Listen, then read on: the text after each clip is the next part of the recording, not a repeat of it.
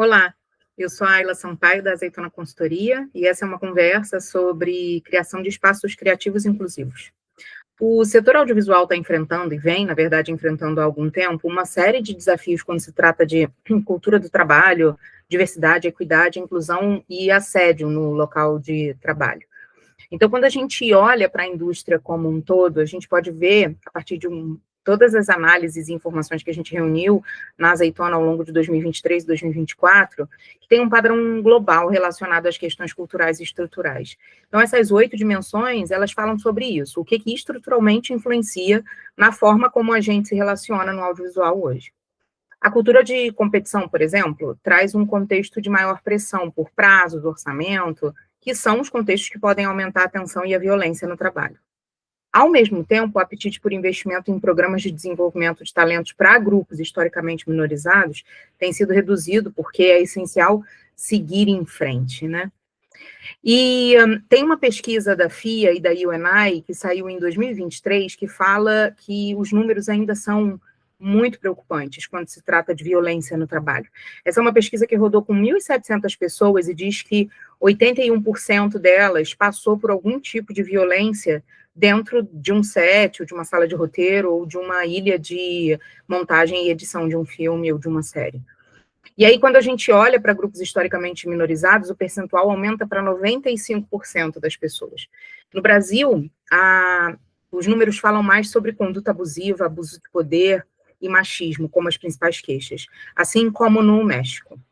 E aí tem uma provocação, que é numa época que o mundo está cada vez mais interconectado do que nunca, né? E as pessoas estão ansiosas para se verem representadas na tela, a indústria do audiovisual enfrenta esses desafios profundos para abraçar culturas diferentes e garantir que todas as pessoas se sintam vistas e incluídas, né, no conteúdo que está sendo gerado.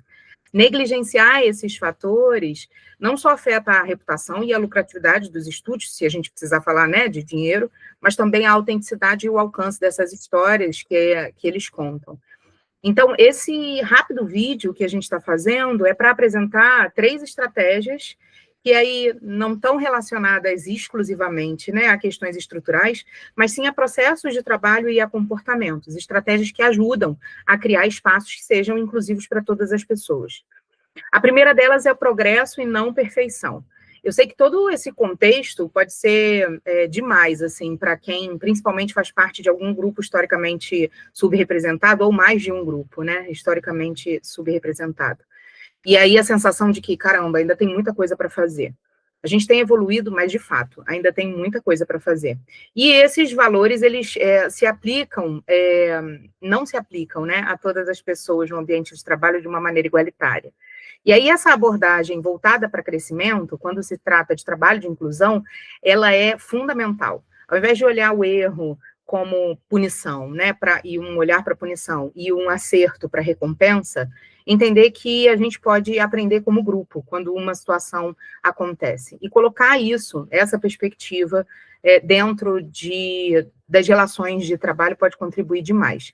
Vai ter frustração, vão ter momentos em que a gente vai precisar aceitar, mas não vai parar de mudar, né? É importante entender que todas as pessoas, elas veem o mundo por óticas diferentes, e isso é uma mistura, né, de várias identidades, experiências, pontos de vista, histórias de socialização, enfim. Quando a gente olha para essa realidade e forma, né, uma opinião sobre uma pessoa baseada numa característica física, numa crença religiosa, no tipo de corpo, o que a gente está fazendo é tendo um preconceito. A gente está criando uma história, a gente está inventando uma história sobre uma pessoa que a gente ainda não conhece. Então, essa perspectiva do progresso e não da perfeição ajuda a gente a ligar um botão do aprendizado ao longo do caminho. A segunda é intenção versus impacto.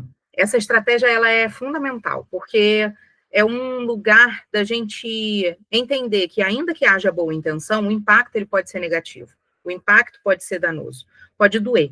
E se dói em alguém que não tem as mesmas dores que eu, essa dor é legítima, ela só é diferente da minha, mas ela é legítima. Então, os debates, eles precisam ser mais intensos sobre o impacto que é gerado depois de determinada atitude do que da intenção que aquela pessoa tinha. Comunicar a intenção é poderoso. Eu não tinha a intenção de te machucar, sinto muito que tenha te machucado. Mas é fundamental atuar em cima do desconforto que foi relatado. A terceira estratégia é trocar empatia por compaixão. Empatia é eu entendo o que você sente e sinto com você. Compaixão é eu sinto por você e quero ajudar você a sofrer menos. Esse lugar do aliado e da aliada faz muita diferença. Às vezes a gente não consegue reagir quando acontece alguma situação. E aí, quando tem alguém que tem essa coragem e que tem essa força naquele momento em que o episódio acontece, seja no lugar do acolhimento ou seja no lugar de falar sobre o que houve, é muito poderoso para criar um ambiente que seja inclusivo. E por último, mas não menos importante, revisitar, reconhecer os privilégios, né? Quando os nossos vieses inconscientes, eles não são questionados, a gente pode começar a desenvolver microagressões. E os vieses inconscientes, eles são suposições, crenças ou atitudes que a gente aprende sem ter consciência de que a gente está aprendendo. E essas microagressões, elas não têm nada de micro, porque elas são insultos ou desfeitas cotidianas que podem aparecer em qualquer lugar.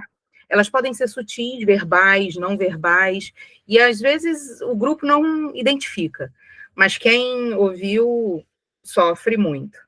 Então, aqui é entender quais são esses vieses inconscientes para conseguir atuar em cima deles e não cometer os mesmos erros.